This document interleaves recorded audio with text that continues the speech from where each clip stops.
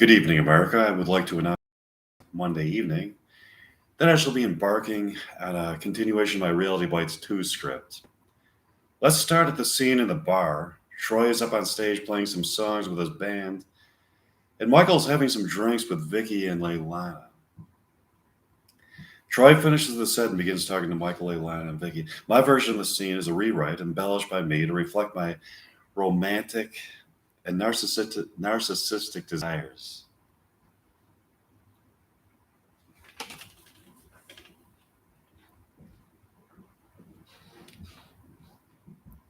Excuse me, Leilana, what is Troy doing here?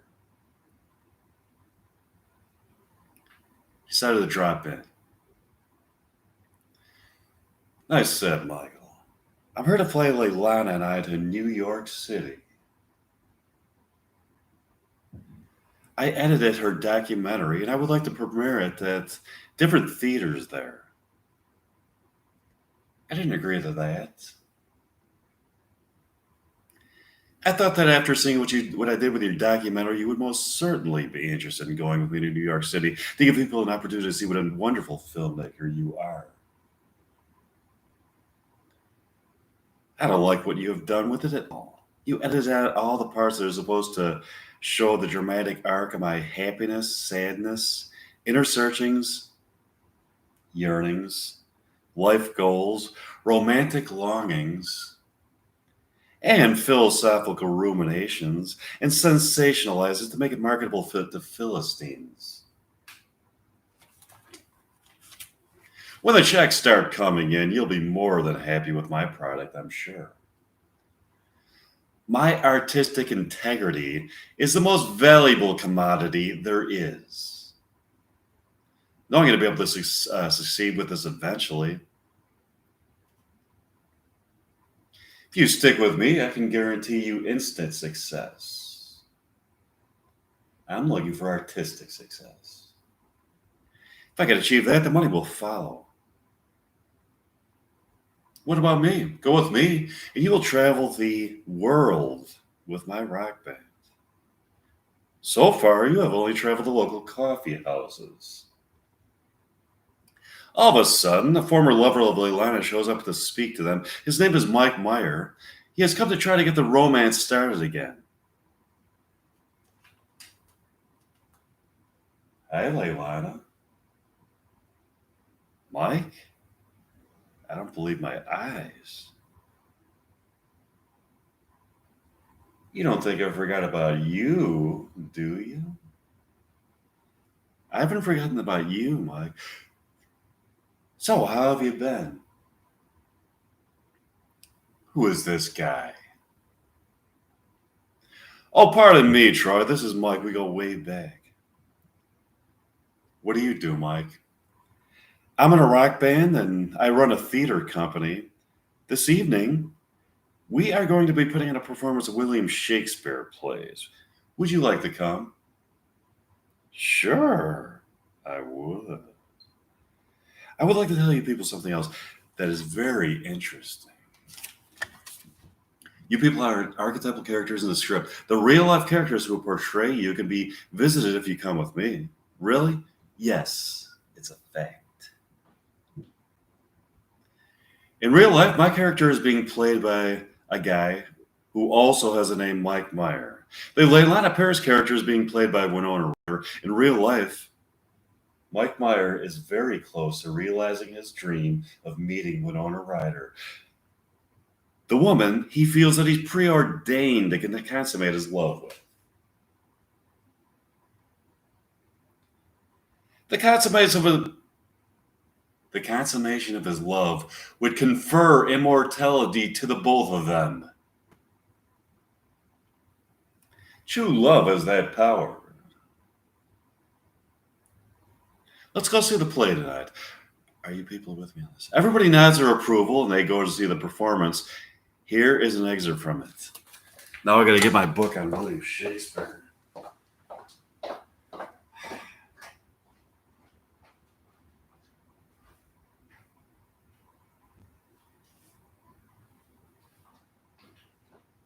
Okay, William Shakespeare, here we go. Let's see. Romeo and Juliet, a classic.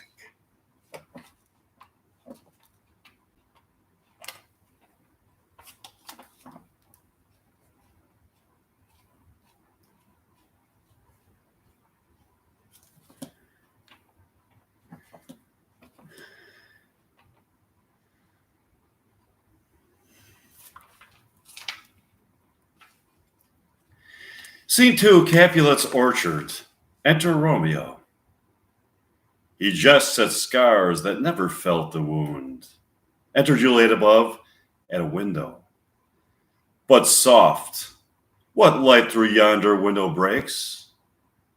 It is the east, and Juliet is the sun. Arise, fair sun, and kill the envious moon, who is already sick and pale with grief. That thou, her maid, art more fair than she. Be not her maid, since she is envious.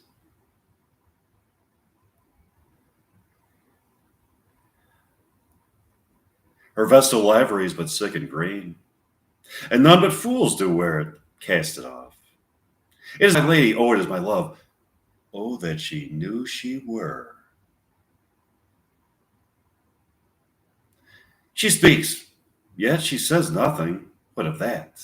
Her eye discourses. I will answer it. I am too bold, 'tis not to me she speaks. Two of the fairest stars in all the heaven, having some business, do entreat her eyes to twinkle in their spheres till they return. What if her eyes were there, they in their head? The brightness of her cheek would shame those stars, as daylight doth a lamp. Her eyes in heaven would through the airy region stream so bright that birds would sing and think it were not night. See how she leans her cheek upon her hand?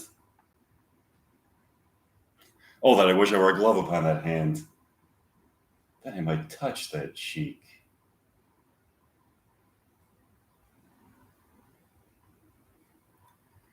Ay me. She speaks. Oh, speak again, bright angel, for thou art as glorious of this night being over my head as a winged messenger of heaven unto the white upturned wondering eyes of mortals that fall back to gaze at him when he bestrides the lazy pacing clouds and sails upon the bosom of the air. O Romeo, Romeo, wherefore art thou Romeo?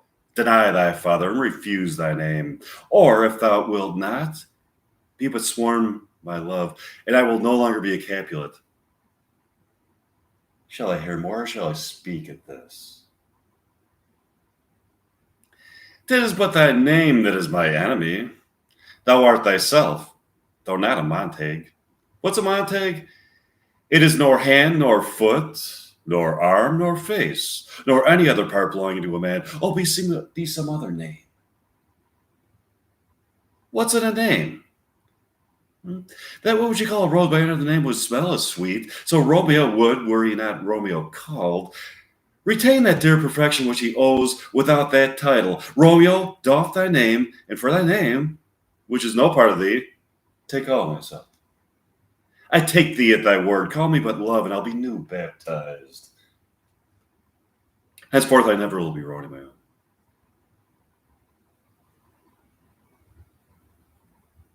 What man art thou, that thus was screened in night, so stumblest on my counsel? By a name I know not how to tell thee who I am. My name, dear saint, is hateful to myself because it is an enemy to thee. Had I it written, I would tear the words. My ears have not yet drunk 100 words of thy tongue's uttering, yet I know the sound. Art thou not Romeo and a Montague? Neither, fair maid, if either thee dislike.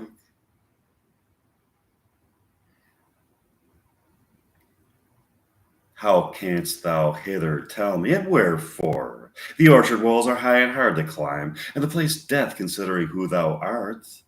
If any of my kinsmen find thee here, with love's light wings did I overperch these walls, for stony limits cannot hold love out. And what love can do that dares love attempt, Therefore, thy kinsmen are no stop to me.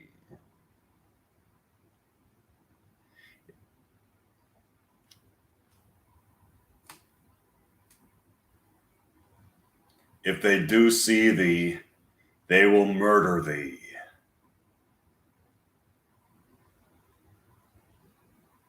Alack, there lies more peril in thine eyes than 20 of their swords. Look thou but sweet, and I have proof against their enmity.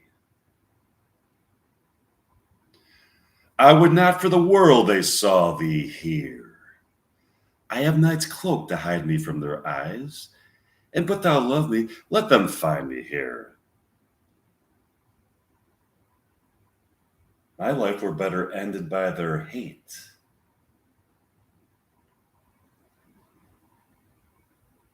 Than death prorogued wanting of thy love.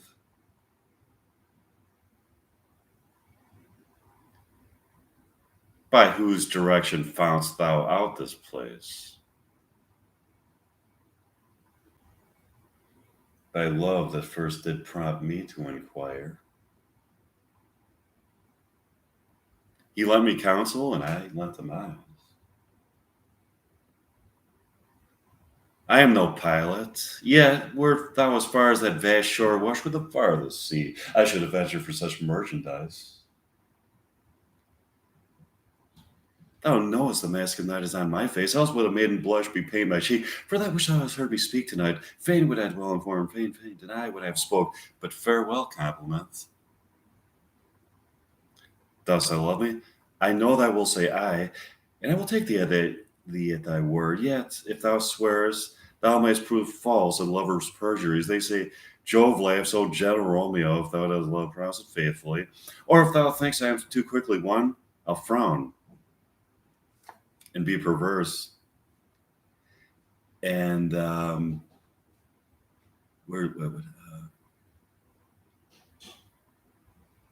say thee nay, so thou wilt woo, but else not for the world. In truth, fair Montague, I am too fond, and therefore may thou think as my behavior light. But trust me, gentlemen, I'll prove more true than those that have the more cunning to be strange. I should have been more strange, I must confess. But that thou overheardst ere I were my true love's passion, therefore pardon me, and not impute this yielding to light love, which the dark night hath so discovered.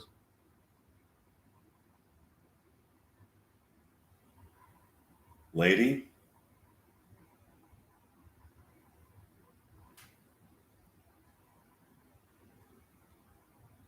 by yonder blessed moon I vow, that tips with silver all these fruit treetops.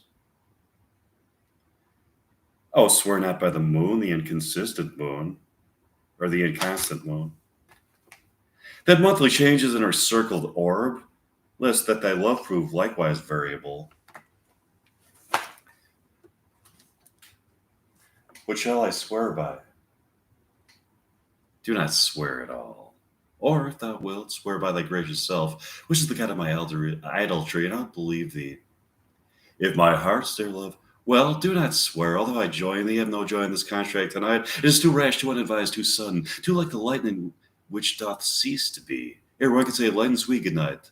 This bud of love by summer's ripening breath may prove a beauteous flower when next we meet. Good night, as sweet repose and rest come to thy heart as that within my breast.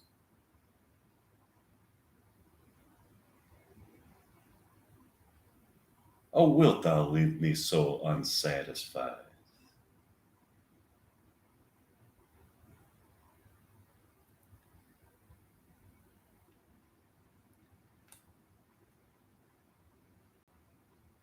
What satisfaction canst thou have tonight? The exchange of thy love's faithful vow for mine. I gave thee mine before thou didst request it. You had a word to get it. Okay, so that was a part of our Romeo and Juliet. Okay, let's see. Let's go to another scene in my script of Reality Bites. That was the play that they went to see. Okay, let's see.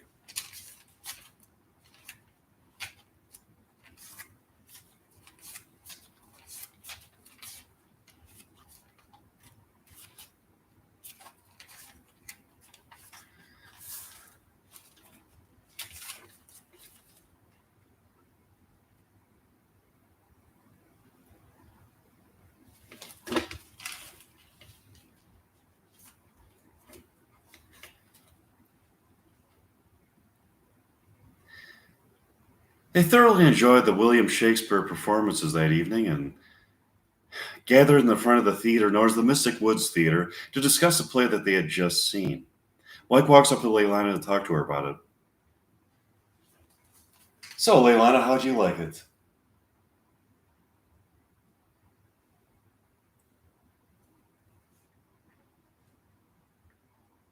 Thought it was spectacular, and particularly enjoyed the Romeo and Juliet performance so much. I agree. It's amazing how they spoke in that area. The sophistication of their social interaction was incredible. To actually speak to each other in poetic phrases, a person would have to be acutely brilliant, I would think, to always have a statement or response ready in a poetic form.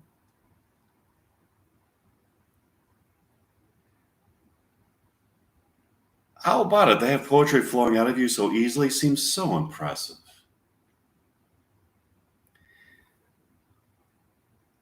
Do you have any favorite line that was spoken in the play?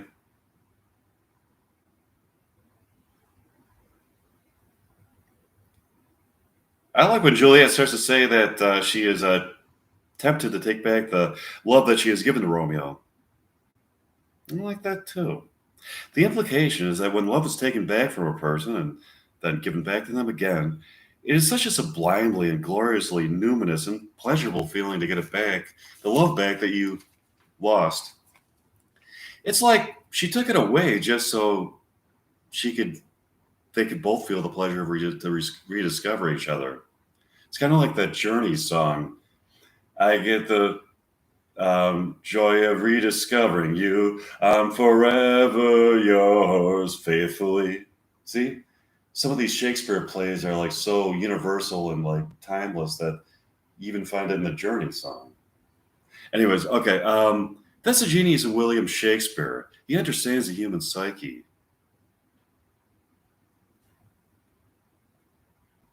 Mike, it is so nice to be with a person who you can have a profound conversation with, and you love rock and roll too. I'm so glad you returned to me. Yeah, it's so cool, Leilani. We both love the same kind of music, and we both love literature that was written centuries ago. Our love crosses the immortal. Our love is immortal and crosses the boundaries of time. The boundaries for what? That for us are only gateways into new corridors of enlightenment to explore. Would you like to stay for the encore presentation? Definitely. This is so wonderful. Michael Leilani stayed for the encore presentation. All the rest of the people went home. Here's an excerpt from it. Okay. Now I got to switch to another William Shakespeare play. Oh shit. Okay.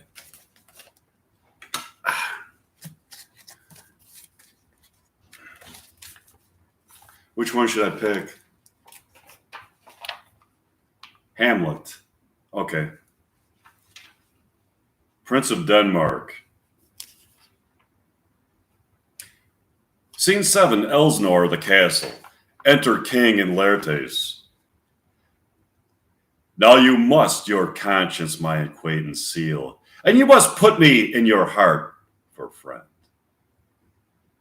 Sith you have heard, and with a knowing ear, that he which hath your noble father slain pursued my life. It well appears, but tell me, why you proceeded not against these feats, so crimeful and so capital in nature, and by your safety, wisdom, all things else, you mainly were stirred up. Oh, for two special reasons, which may to you perhaps seem much unsinewed, but yet to me they are strong. The queen, his mother, lives almost by his looks, and for myself, my virtue or my plague, be it either which, she is so conjunctive to my life and soul, that as the star moves not but in his sphere, I could not but by her.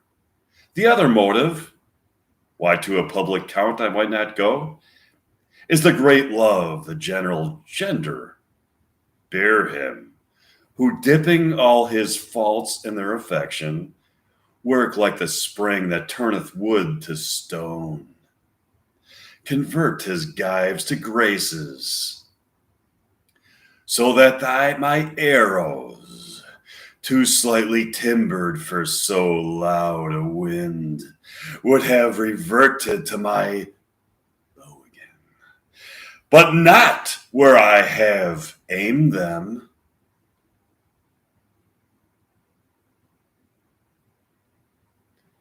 And so have I a noble father lost, a sister driven into desperate terms, whose worth, if praises may go back again,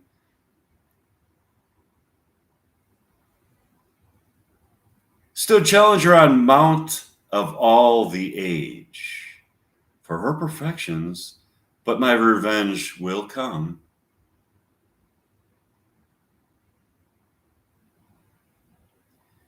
Break not your sleeps for that. You must not think that we are made of stuff so flat and dull that we can let our beard be shook with danger and think it past time. You shortly shall hear more. And that, I hope, will teach you to imagine. Enter a messenger with letters. How now? What news? Letters from Hamlet. This to the Queen. From Hamlet? Who brought them?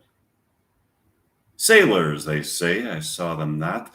They were given to me by Claudio. He received them of him that brought him.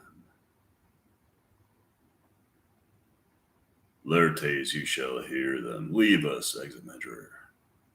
High and mighty, you shall know I am set naked on your kingdom.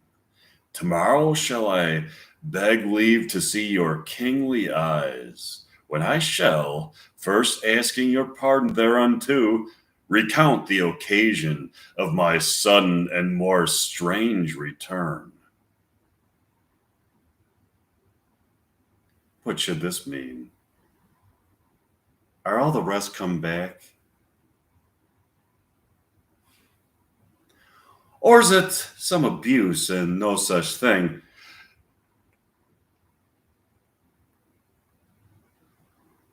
Know you the hand? 'Tis Hamlet's character naked. And in the postscript here, he says alone, can you devise me? I am lost in it, but let him come. It warms the very sickness in my heart that I shall live and tell him to his teeth, thou didst thou. If it so be, Laertes. And how should it be so? How otherwise? Will you be ruled by me?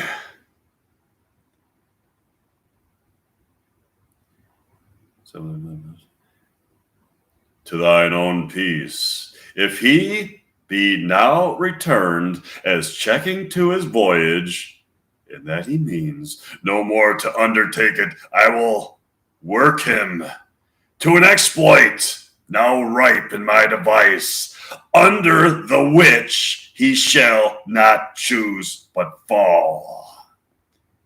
And for his death no wind of blame shall breathe, but even his mother shall uncharge the practice and call it accident. Oh, that's good writing. Okay.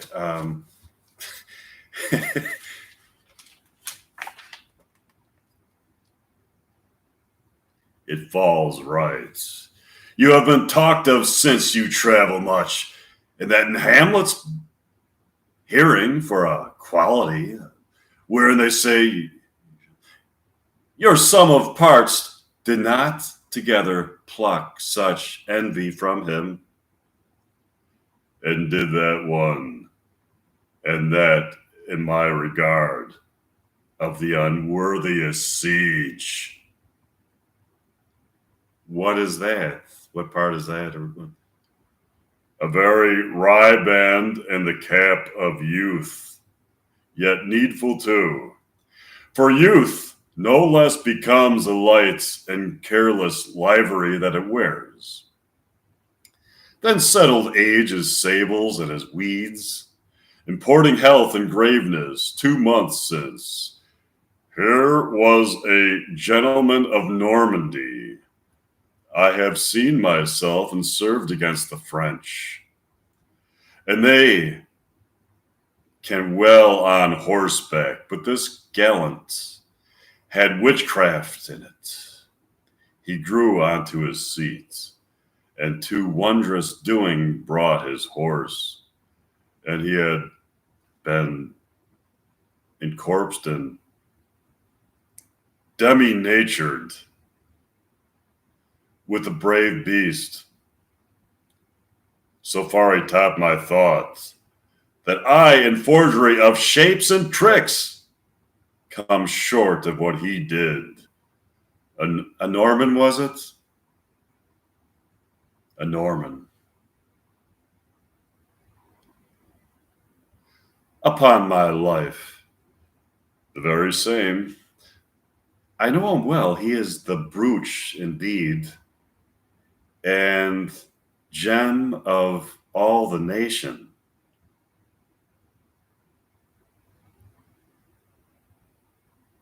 He made confession of you, and he gave you such a masterly report for art and exercise in your defense, and for your rapier most especial.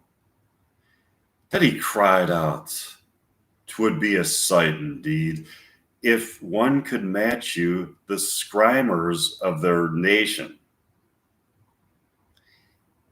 He swore he had neither motion, guard, nor eye.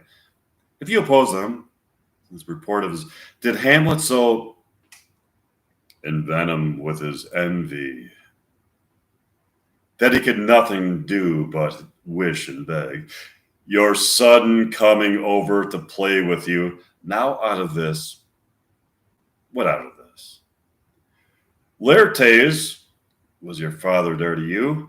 Or are you like the painting of a sorrow, a face without a heart? Why ask you this? Not that I think you did not love your father, but that I know love is begun by time, and that I see, in passengers of proof, time qualifies a spark and fire of it. There lives within the very flame of love a kind of wick or snuff that will abate it, and nothing is and alike goodness still. For goodness growing in pleurisy dies in his own too much, that he would do would we, and hath abatements and delays as many as it were. Hands accidents and then should have spent the words. Blah blah blah blah. Okay, so there was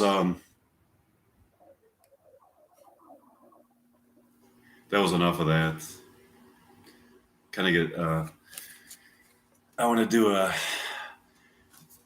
If we won't you join me in a few minutes for a live, kind of more of a comedic type of live YouTube stream in a few minutes, and let's see.